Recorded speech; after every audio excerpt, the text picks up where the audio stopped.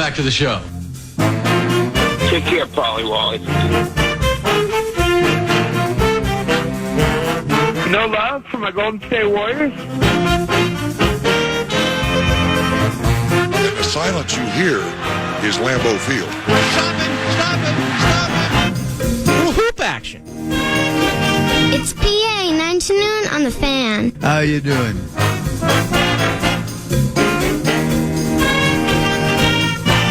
Time for two more. 9 to noon. Here we go, Paul!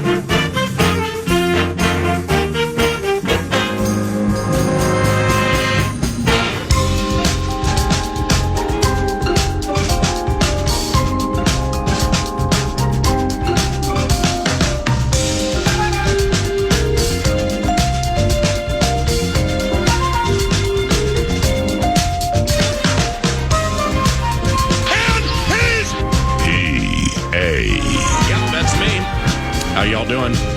Welcome to 9 to noon at FM 100.3 KFAN.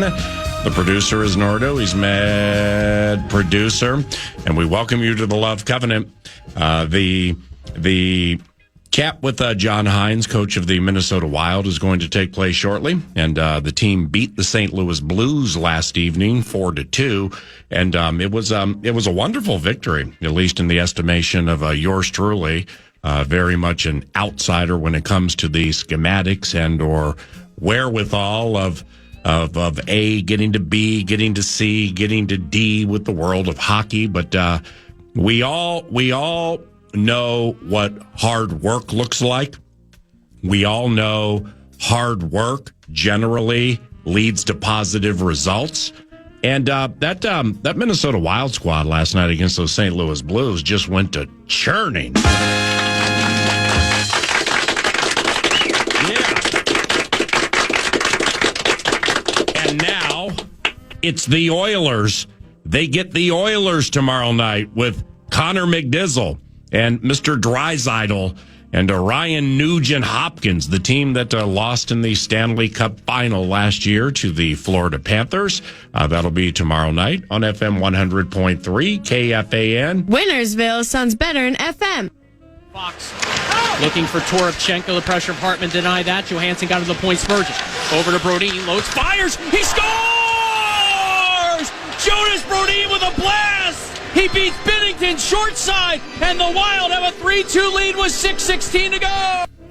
Shen on the regroup, finds Jake Neighbors. Neighbors hounded by Eriksson X, spins it around the Wild end wall.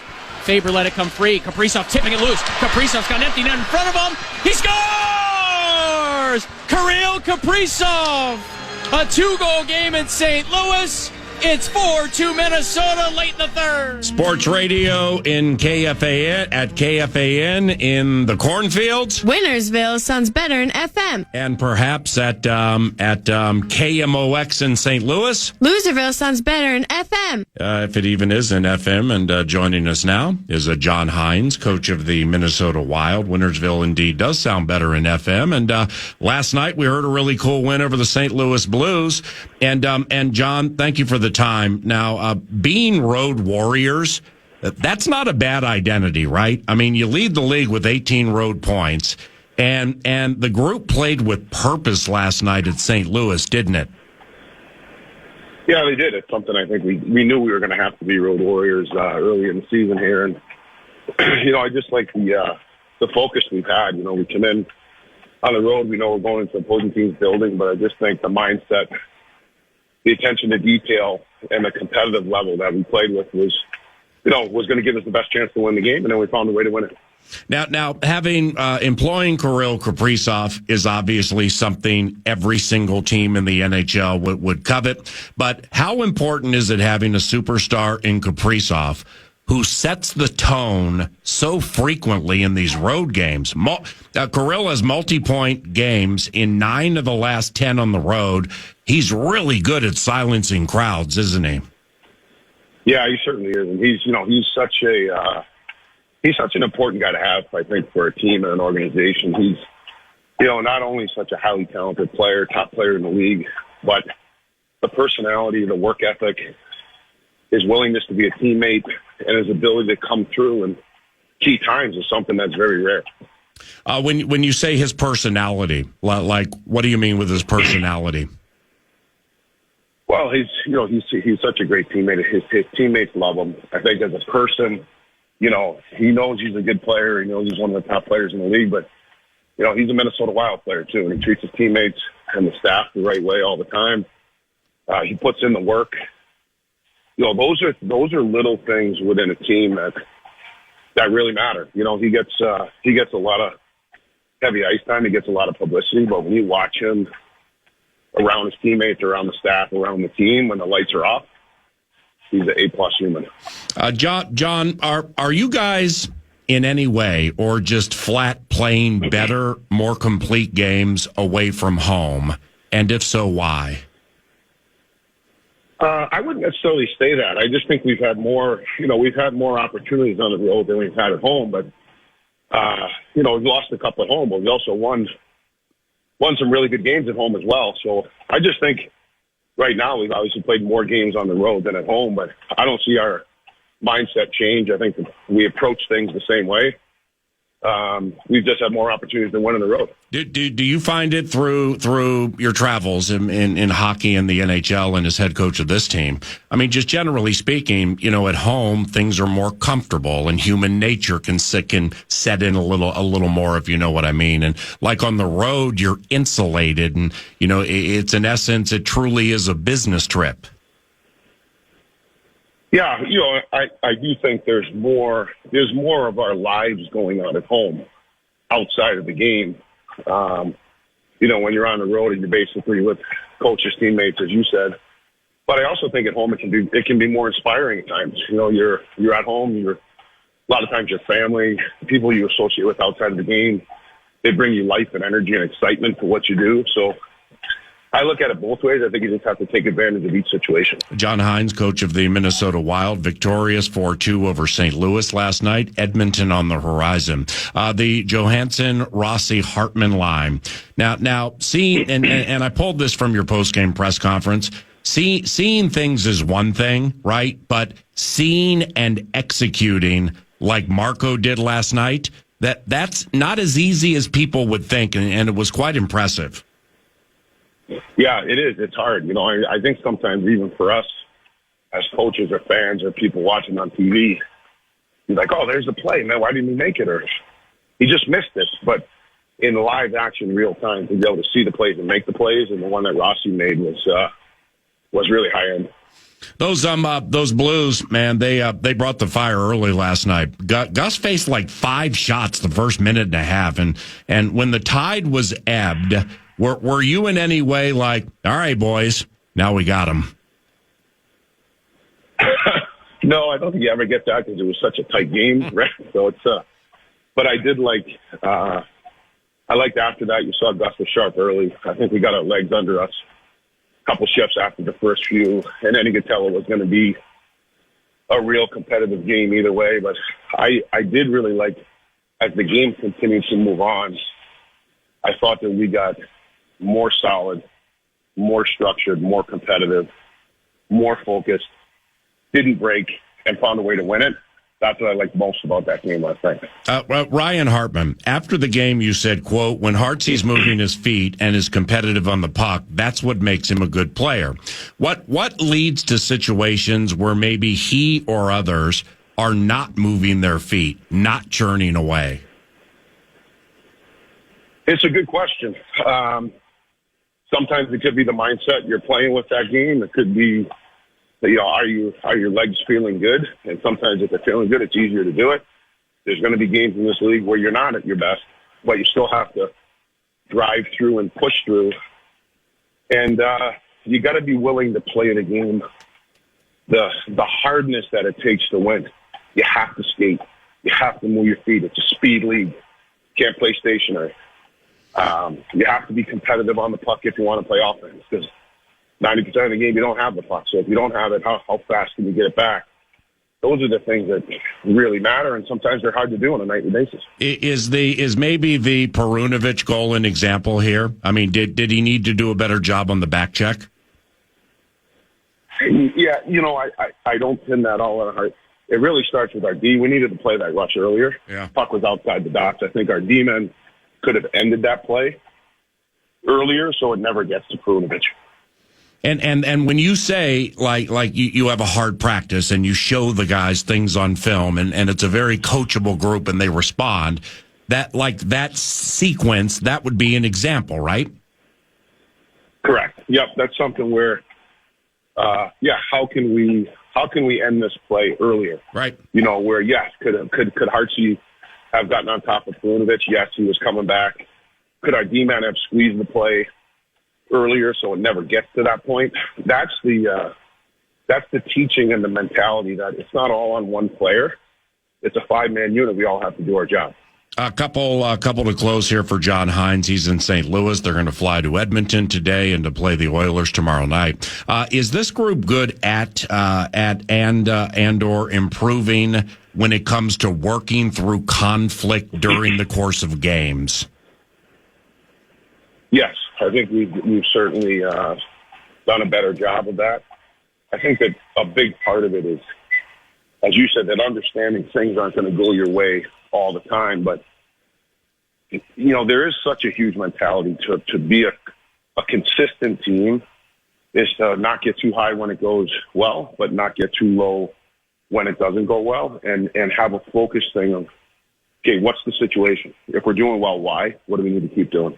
If something's going on, what needs to stop, and we got to do it quick. And I think they've been very receptive to that and understanding how key that is to giving yourself the best chance to win. Do you find in situations like this they police each other well? I do. I think that we're getting better and better of, understanding what we need to do, what it looks like when we're doing it right, what it looks like when we're doing it wrong.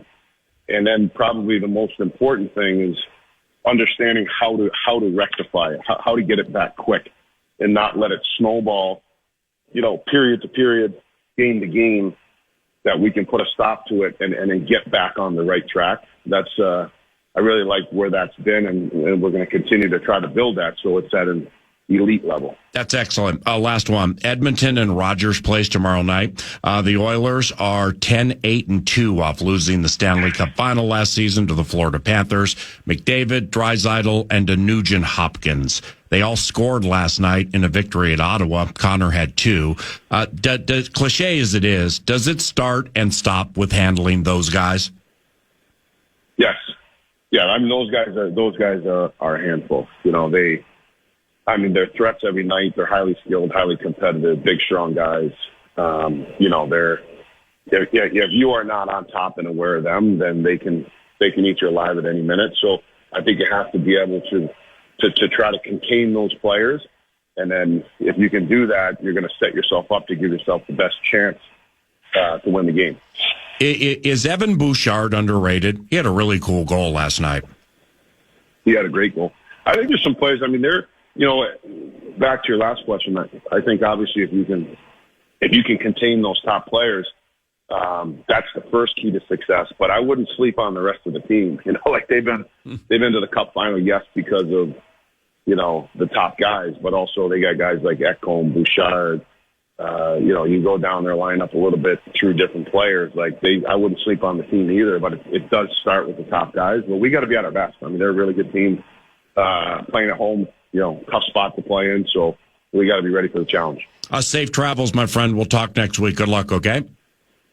All right, thanks, PA. See you. Yep, see you, bud. John Hynes, coach of the Minnesota Wild, off a victory last evening at St. Louis against the Old Blues. Wintersville sounds better in FM. TimberTech and TimberTech.com. Thank you for the What's on Deck 9 to noon, which includes Vikes Bites around the corner. Mike Florio from ProFootballTalk.com follows that at about 9:40. CC, Courtney Cronin, who covers the Chicago Bears for ESPN and ESPN.com. She returns to the Love Covenant about 10 o'clock, 10:03. Tanner Morgan had one of the great quarterback performances in the history of Golden Gophers football in November of 2019 when the Gophers upset Pennsylvania State University. The Gophers host Penn State on KFAN this Saturday, and Tanner Morgan will join 9 to noon in the 651 Carpets Plus studios about an hour from now. And in the final hour, not only do we unfurl pressure points involving the Vikings and Bears and some other teams around the NFL, but we have some Soldier Field Skull stories we are going to share at 11 o'clock, and we think you'll really like that. That's all courtesy of TimberTech and TimberTech.com, and I'm Paul Allen. Good morning. And thanks as always for listening to FM 100.3 KFAN.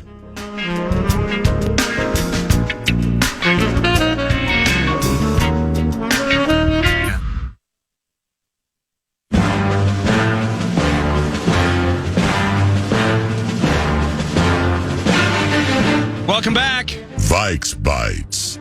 Vikes Bites is brought to you by the great people at Thousand Hills Lifetime Grazed Grass-Fed Beef. Clearwater, Minnesota company, regenerative agriculture, delicious product that you can buy online. A box of meat will show up at your doorstep.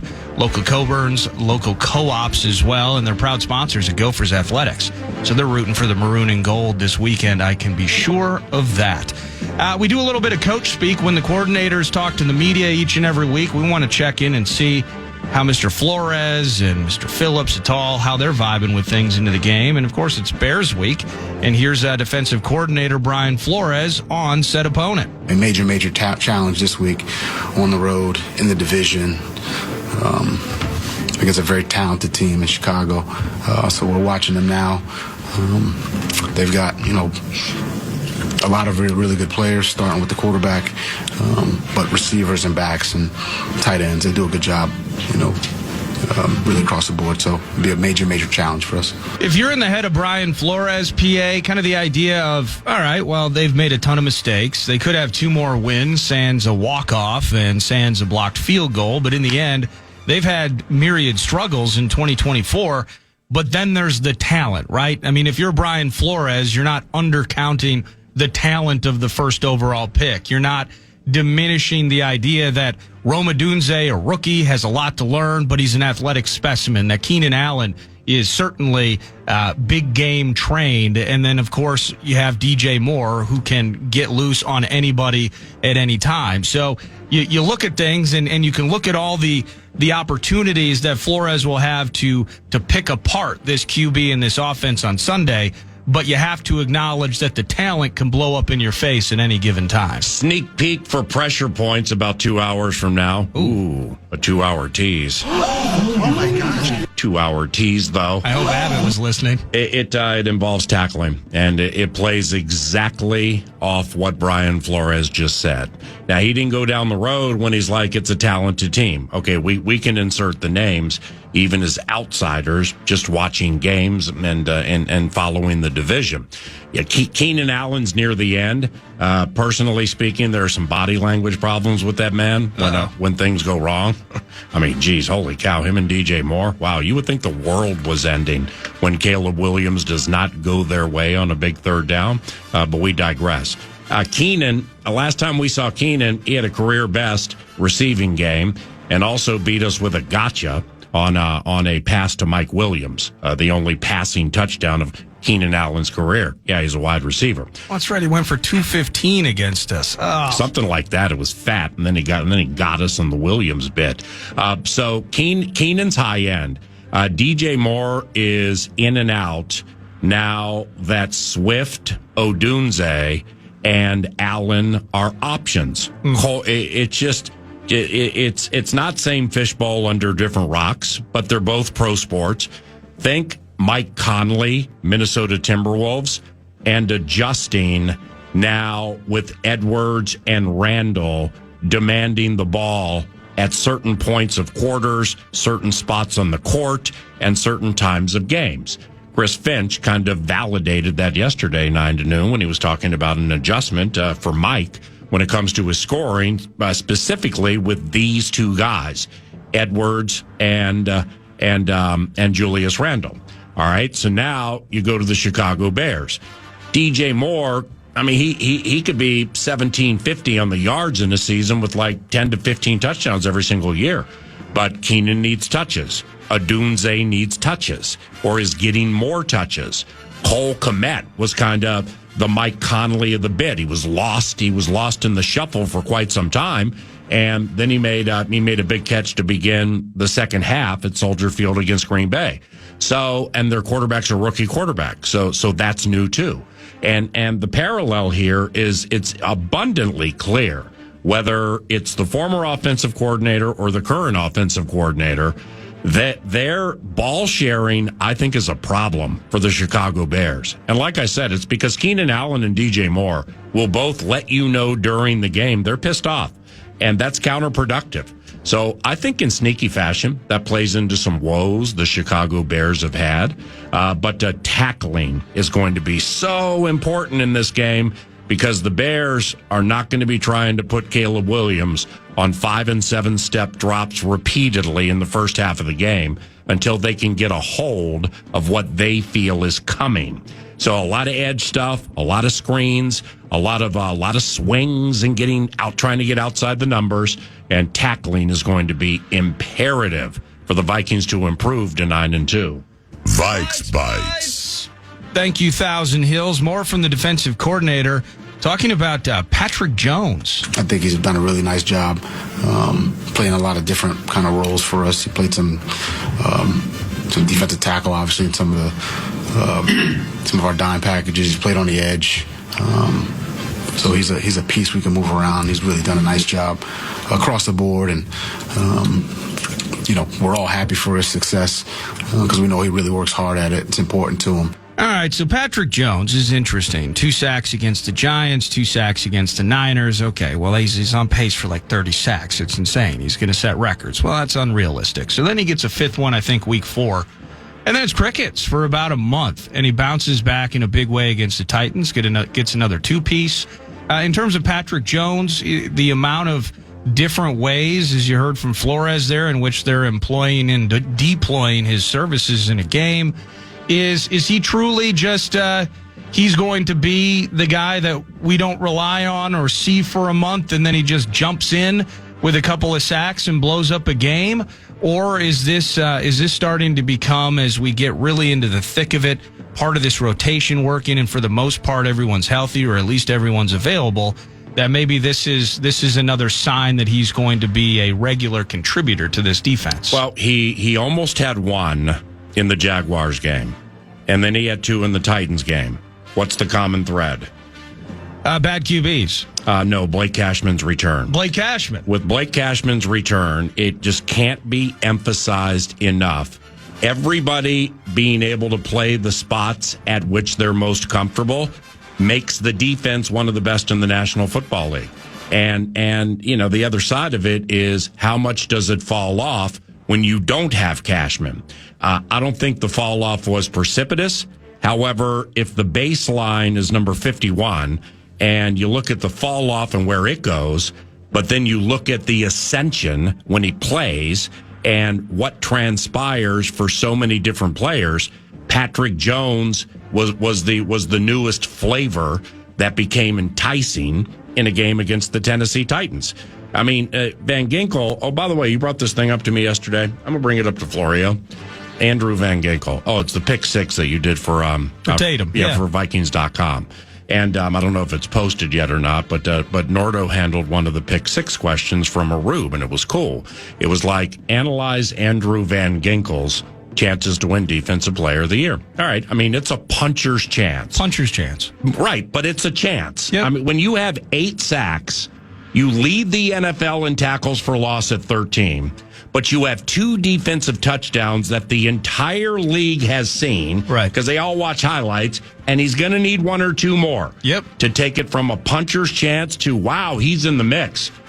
Andrew Van Ginkel is 20,000 to 1 at FanDuel. It's insane. I mean, that's the greatest $5 to win $100,000 bet you ever can make. You're probably not going to win it, but your $5 to win somebody else's $100,000 and the guy already has 2 defensive touchdowns, I mean, that's wow, holy cow. But Van Ginkel also is a beneficiary of Cashman returning. Well, the key to that is, in the way that I put it in the video, and I guess I don't know if it's posted, but I hope it is, Vikings.com. I guess we're giving a little sneak peek to VEN on Fleek. It's sneak peek to fresh meat. The thing that's going to hold him back ultimately is name recognition. And it's a longer term story, but I kind of look at it the same way with Harrison Smith. We're now at the end of Harrison Smith's career, after all these years and all these stats that he has compiled, you're just finally starting to hear nationally,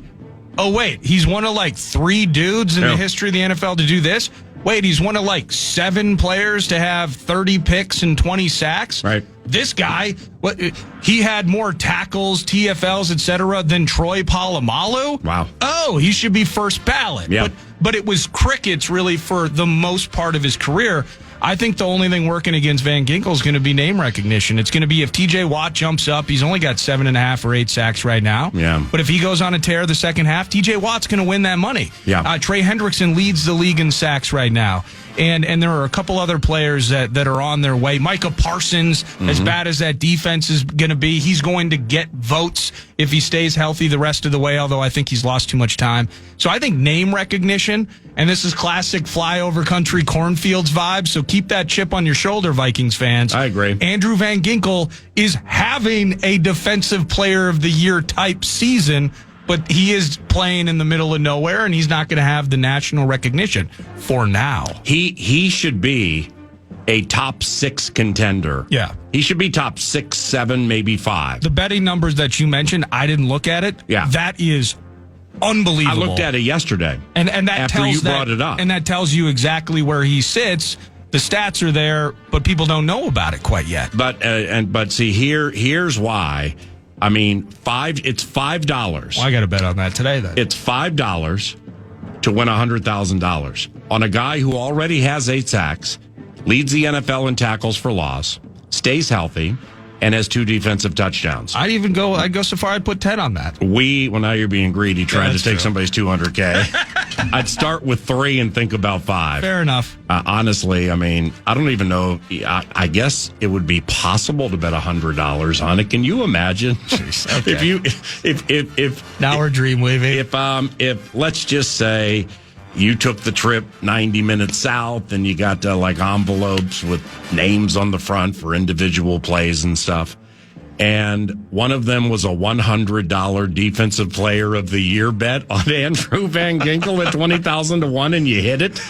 I mean, how do you even walk in there and expect to collect it and get out alive? Well, no. First thing I'm doing, I'm calling up Kim Clawwitter. I'm calling up Mr. Chorus with the Vikings, and I'm saying, "You guys got some spare time, or do you know somebody that can drive down to Iowa with me?" Because NFL security is always super comfortable going into casinos and helping people cash bets. Like I said, if you know anybody, give me a phone number. No, here's the deal. I mean, it's so much money that you find beef. You find private security. Yeah, absolutely. Here's the deal. I'm just going to give you $10,000 right now, and why?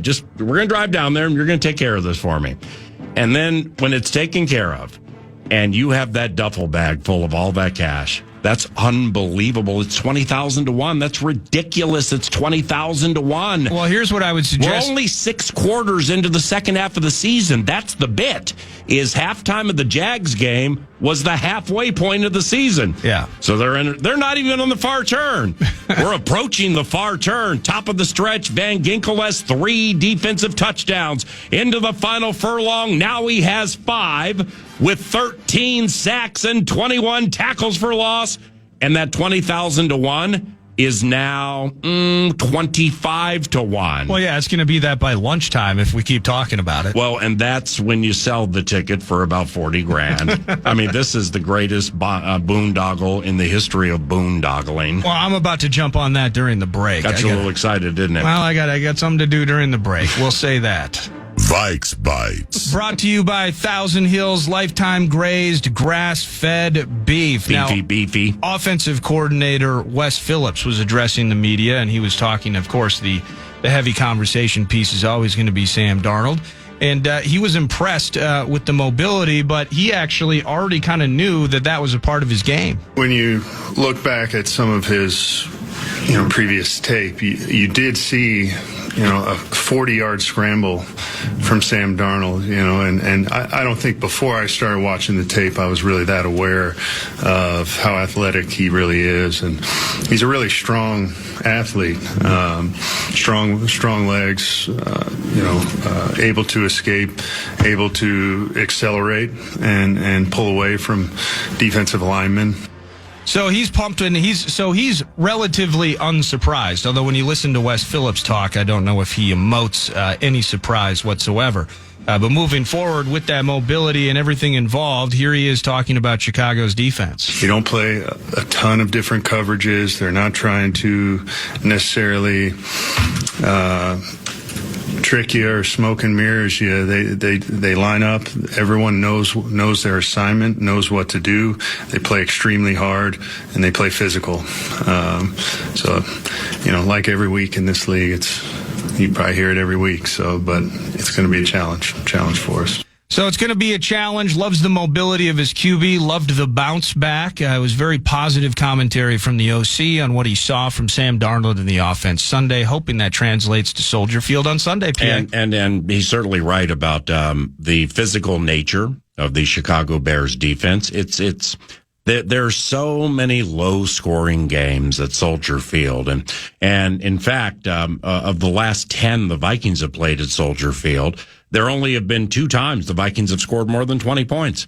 The games are tightly contested. Turnovers and penalties matter a ton at Soldier Field. But when we return, Mike Florio from ProFootballTalk.com joins, and on that topic, we wonder if the Chicago Bears gave cornerback Jalen Johnson a $76 million deal to cover guys like Justin Jefferson, right? No safety help, right? If that's the case, welcome in. The water's warm.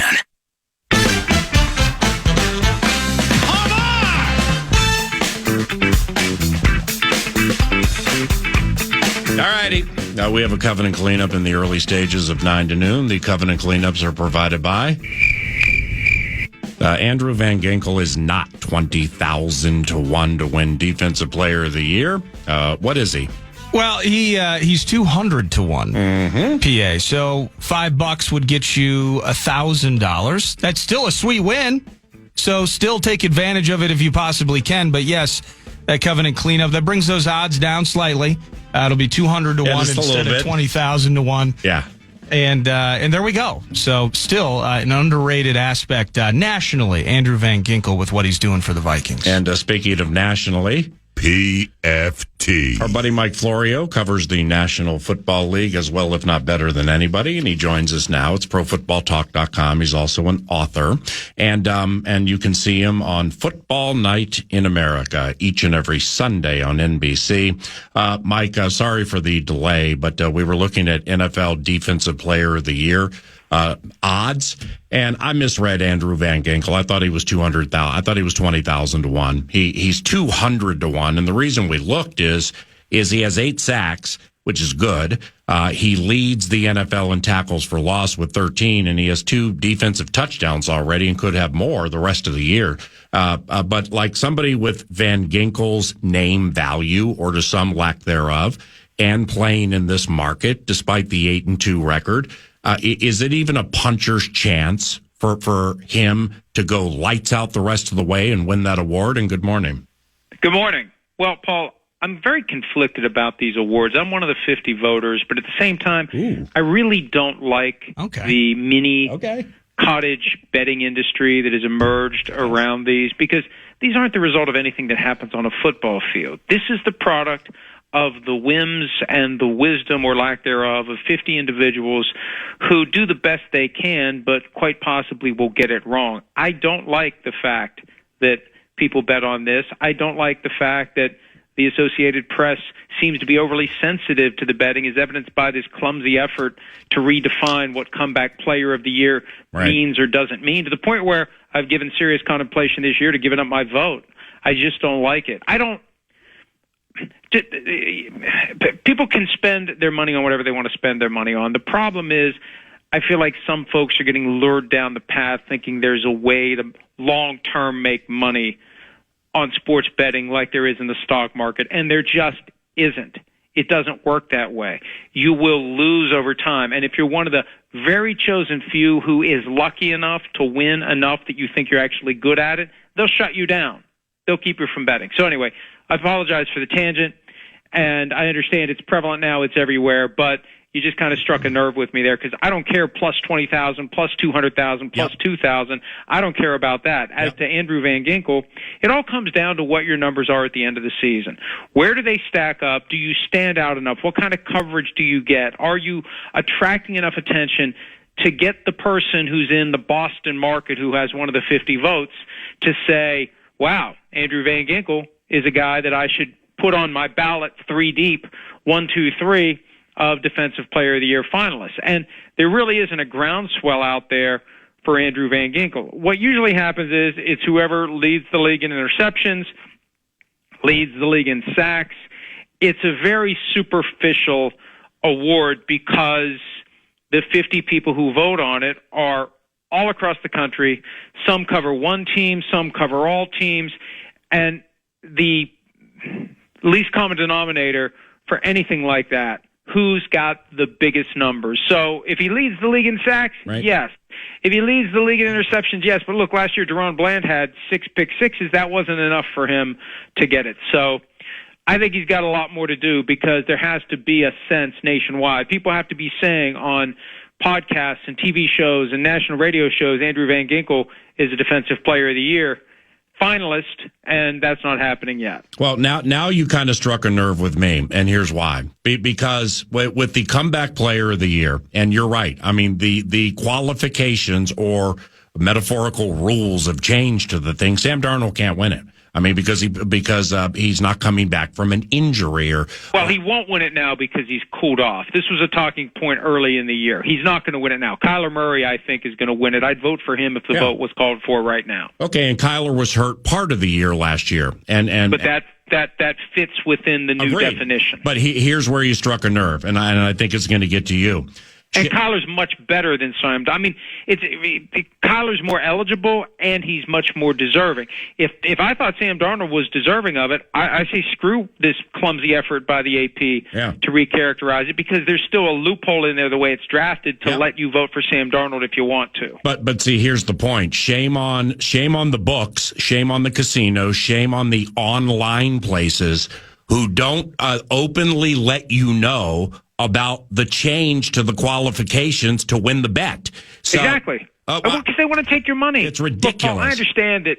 Look at PFT. We've got no gambling sponsorship of the website. Now, some of the ads that may trickle through, like on the videos, we don't sell those. Yeah. I don't know if I assume there's some gambling ads.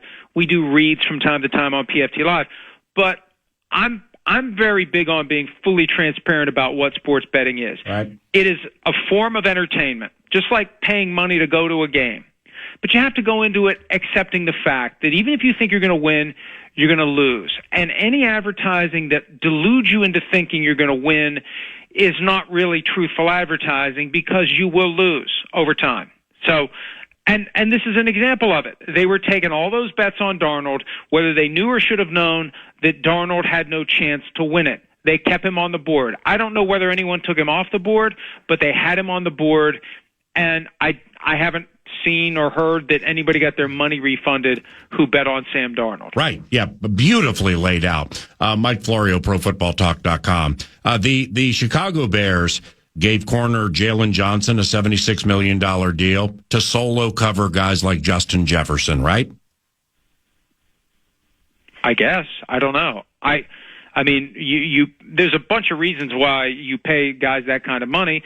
Some corners travel, some don't. You know, Richard Sherman never traveled. He had that left cornerback position in the Legion of Boom defense. So it depends upon each scheme. It depends upon each coordinator. And frankly, when you cover 32 teams, I don't know what the proclivities of Jalen Johnson are when it comes to who he covers or who he doesn't cover in a given game. Yeah, Justin and Jalen have not met each other that much, even though they came into the game the same year. I'm just wondering if this could be a week where a cocksure Jalen Johnson, who's very good and he's very physical at the line of scrimmage, and that's been the elixir for Jefferson at times during his 5 years. I just wonder if this is the week that Justin is going to see one-on-one coverage more than he has all year. What do you think? You know, one of the things I like about you is you have a knack for putting your hand very close to the flame, and you know you're doing it with some of the words you use, and I just think it's funny. What, like overconfident? Yeah, exactly. There are different ways you can deal with Justin Jefferson. If you have a shutdown corner, you go man on him, and then you shade extra coverage over toward Jordan Addison, or you put your number 2 on Justin with help over the top, and you put your number 1 guy on Addison. I don't know what the Bears are going to do. I don't know what they should do. The bigger issue is their offense, but it's not. I mean, look, Justin quietly is number 2 in the NFL in receiving yardage with a shade over 900 yards. He's second to Jamar Chase, 5 touchdowns this year. I just wish that just throw the ball to him. Not every play, but he needs more targets. There needs to be a greater level of trust that he can go get the ball if it's thrown his way. The problem is, all too many times it's thrown his way, he has no chance to go get the ball because it's thrown off target and right into the hands of. Don't get me started, but yeah. I've been trying to resist this, but Paul, I know that you have a vested interest in you broadcast the games. And the past 3 games have been so freaking boring. There's no excitement in watching the Vikings play. Really? None. You don't like 5 sacks in a game? It's just there's something missing, and I think it's because they're playing teams that they should be kicking the SH-T out of, and they're not. And it makes me wonder what happens when they come up against a really good team. I mean, look at the Jaguars, 12-7. Then they go to Detroit, and it was the worst attack by a Lion since Montecore. That's a very dated reference. I don't know. It sounded 52 funny. 52-6. Worst loss in franchise history for the Jaguars. Biggest win in franchise history for the Lions. They don't screw around. And I feel like the Vikings can't deliver the knockout blow. It's just hang on and hang on and hang on. And it's not fun to watch games like that where there's never that uprising. It's just like, oh, there's a lead. Can they hold it? Can they hold it? Maybe they can. Maybe they can't. Oh, 98-yard touchdown. Now we got to sweat to see if they can pull off the victory. Right. Fairly stated. And you mentioned the Lions. Now the Lions have lost defensive leader Alex Anzalone for at least the regular season. But the problem is it doesn't look like many, if any, can score with them. Do you see it that way? It's just, the Lions, like, they're impervious to adversity. They're impervious to injury. They just keep rolling, and they just keep rolling, and they just keep going. And I'm trying to project going forward how this is going to play out for them. It reminds me of the 98 Vikings who felt destined to go to the Super Bowl and win it, and they were blowing people out. Look at the Patriots in 2007, destined to win the Super Bowl, blowing people out. What's going to happen to the Lions when it gets down to single elimination time? Because sometimes it can be so easy during the regular season that you don't have that callus, you don't have that experience, you don't have that ability to navigate a close, tough game in a high-stakes setting because it's just been so easy. And I've pegged 3 teams that the Lions need to be worried about in the postseason rolling into Ford Field. The Vikings are one of them. Anybody from the division you don't want to face in the postseason because they know you, they come to your building every year, they're not intimidated by you, and they'd love nothing more than to put a pin in the balloon that is your special season. Right. Packers, Vikings, and then throw the Rams on top of it because Matthew Stafford would love nothing more to go in there and beat the Lions, especially after going 0-2 and almost beating them playoffs last year, regular season this year. Right. So what's going to happen in single elimination? That's what I'm very curious about because we know that vibe. You get through the regular season, you put a bow on it, and then everything changes. The records get thrown out the window. All that matters is what spot you have on the playoff tree.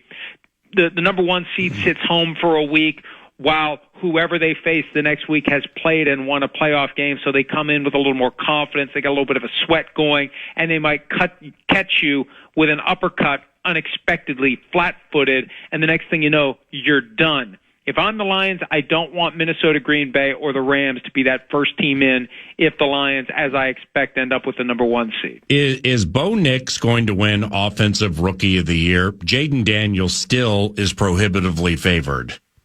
Well, again, it gets back to what we were saying earlier. I mean, you bet at your own peril, and it looked like Daniels was the runaway winner earlier this year, but there's 17 games, and Nix keeps getting better and better. There's a chance Nix is going to be the best of the bunch when it's all said and done, the last of 6 quarterbacks taken in the first 12 picks. And the Vikings had a chance at him, but it's Sean Payton too. Sean Payton was looking for his next Drew Brees, and Bo Nix is kind of a more athletic Drew Brees. So the momentum is building, and I think it's all going to come down to, and this gets back to what I was saying earlier, where are we at the end of the year? What do his numbers look like relative to the other candidates, and where are the Broncos on the AFC playoff tree? Right now, they're 7. Yep. Can they get to 6? Right? Can they get to 5? Where will the Commanders be in the final NFC playoff tree? So I think that's going to be a big factor when it comes down to Jaden Daniels versus Bo Nix, just like it's going to be a big factor when it comes down to Dan Quinn versus whoever for Coach of the Year, which really isn't Coach of the Year. It's just like Coach of the team that was the most surprising of the year. Lastly, do you think Deion Sanders might be the next coach of the Dallas Cowboys? I don't think it'll be the Cowboys because he's going to want to go, I believe, as part of a package deal with his son Shedeur. And I wouldn't put it past Deion to try to put together Travis Hunter, Shedeur, Sanders, and Deion going to whichever team Deion wants to go to. So I don't think it'll be Dallas simply because Dak Prescott's the quarterback there and they've made the big financial commitment, and it's not like Shedeur is going to have a spot in the starting lineup. So I think that Deion at some point will flirt with the idea of coaching in the NFL if the NFL wants him. Last year, early in the season, hey, NFL should want him. Then it all fell apart. Now that Colorado's become a powerhouse this year, it's like, hey, man, NFL teams could do a lot worse than Deion Sanders when you consider the excitement he brings to the table, and he's kind of learned how to be a pretty good coach. And he said yesterday, at Colorado, I've got a kickstand down. And I think that's a perfect metaphor, even though most people don't know what a kickstand is anymore. Right. But a kickstand is it's designed to be temporary. You kick up the kickstand and off you go. And it's just a matter of time before off Deion goes if he keeps coaching at a high level and Colorado keeps thriving. He'll go to a higher level of college or he'll go to the NFL. But I think at the NFL, it's going to all come down to whether or not he can find a way to partner up with his son Shedeur and ideally with Travis Hunter as well. Lastly, part 2, anything going on with the books up to the holidays? On Our Way Home, the Christmas piece, and A Son of Mine, the sequel to A Father of Mine. Anything we need to know? Well, yeah, you need to know. You go buy it. Yeah. You go to Amazon. It's $2.99 for On Our Way Home, $3.99 for Father of Mine, $4.99 for Son of Mine. You can get all 3 for like nothing. I mean, $2.99 for On Our Way Home. You can find nothing for $2.99 anywhere. It is a very uplifting, positive book. It's bittersweet somewhat, but I believe will inspire folks who might have some relationships in their life that need to be repaired. After you read it, you might decide, you might resolve to be the one who makes the first move. It's always difficult when you've got a broken relationship with a family member that has been lingering. Who's going to make the first move? Pride gets in the way, ego gets in the way, and I think family is the most important thing that we have, and I'm a big advocate in using the holidays for something positive like repairing those relationships. So $2.99 for On Our Way Home ebook. You can buy hard copies for only $9.99. You can give them out as gifts. And all the money I get this year, I'm splitting it between the Michael Phelps Foundation and the Enfield Public Schools. Those are charities supported by 2 of my friends in the business and supporters in the business, Jay Glazer and Peter King. So go get it. Go read it. You'll enjoy it. It's actually good despite the fact that I wrote it. Paul, I don't know if you've read it. I think you should. I don't think you've ever read any book I've sent to you. I think I sent you a copy last year. You probably don't know where it is. Love you. But That's it. You're done. Bye. Love you, and good luck with the book. Happy Thanksgiving to you and Junior and everybody else. Courtney Cronin from ESPN and ESPN.com on the Chicago Bears is around the corner. You're listening to 9.